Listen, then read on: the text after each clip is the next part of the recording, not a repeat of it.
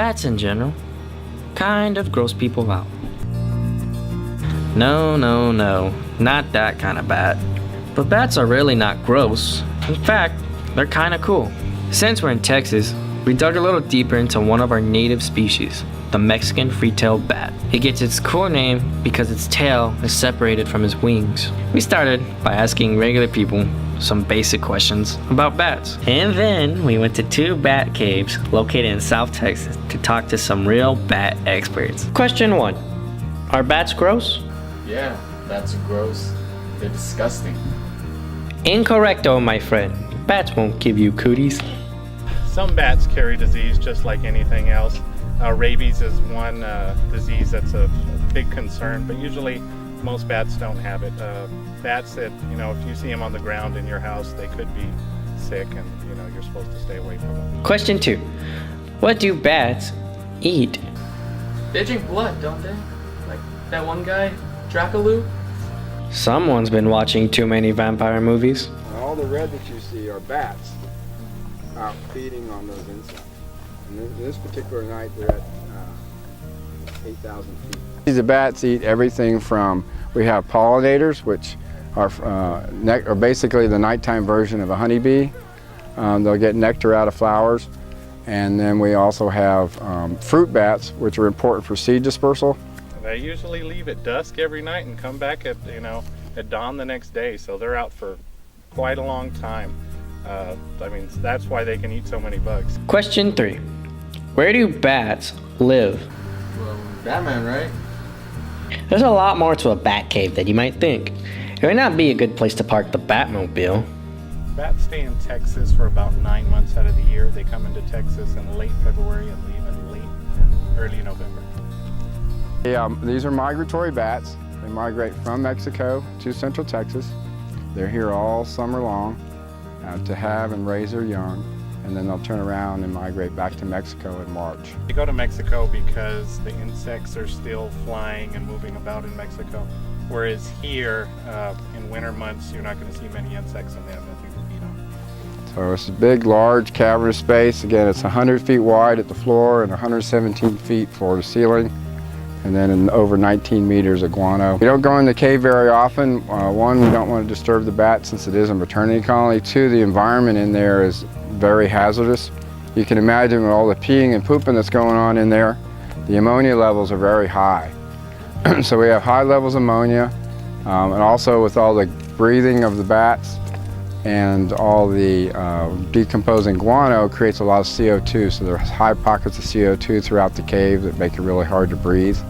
Question 4. Are bats blind? Yeah, bats are blind. If you think that's right, you're blind as a bat, my friend. Bats can see, and they have another superpower. Echolocation is like sonar, so the bats emit a very high frequency sound, and that sound goes out and it bounces back to them. And so they can do many, they call them clicks at a time, and so they can send out a lot, and then they can get back a real specific information on where prey is or obstacles are, so they can avoid them. This device is picking up the high frequency sounds that the bats use for echolocation. So you can hear many bats echolocating at the same time, which sounds nearly impossible to me how they could do that. Question 5. Do you think it's good to have bats around? Nah, no. I mean, what if they have rabies? That wouldn't be good. Well, bats in the belfry can become a problem. But, my friend, bats in local caves can have some awesome benefits. Bats are beneficial. One thing they do is pollinate plants. Fruit bats pollinate plants, so a lot of fruits that you eat, like bananas, plantains, avocados, mangoes, are all pollinated by bats. They also help reduce our need for pesticides. They eat a lot of insects. Question 6. Would you be willing to babysit a bat? A baby bat? I'm not too sure about that. Probably not. Willing or not, mi amigo, baby bats probably have needs you cannot meet. Bats have one baby a year, so they've had problems with bats, and the bat numbers are declining. And the really neat thing is the mothers only feed their young. They only nurse their young. So she has to find her baby amongst all these baby bats. And she does that by calling out to it. Baby calls back, and then she'll literally land on this mass of bats and sniff around till she finds her. Question 7. Will bats be around forever? Yes, bats will be around forever. They're just like rats. Sadly, the Mexican free-tailed bat may not be around forever. Their numbers are declining. Unless people find a solution to the white nose syndrome, the Mexican free-tailed bat's numbers will continue to decline. Yeah, white nose syndrome. White nose syndrome is the #1 threat to bats in the United States right now. It's a fungus that's new to the U.S. It came to the U.S. in 2006. It came from Europe.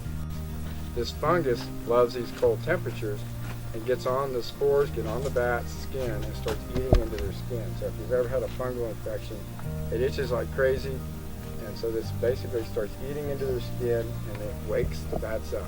And after waking up a couple times, they burn off their fat reserves. So since the fungus doesn't actually kill them, but because it interferes with that hibernation cycle, the bats end up dying for starvation and dehydration. White nose syndrome is a threat to many species of bats, but there are other threats too. Numerous bats are dying at wind energy sites. Myth and misinformation, like we heard today, can result in senseless killing of these wonderful animals. Their homes, caves, and abandoned mines are always threatened by human invasion. Learn more today by visiting Bracken Cave in San Antonio, Devil's Sinkhole in Rock Springs, or Congress Bridge in Austin, Texas.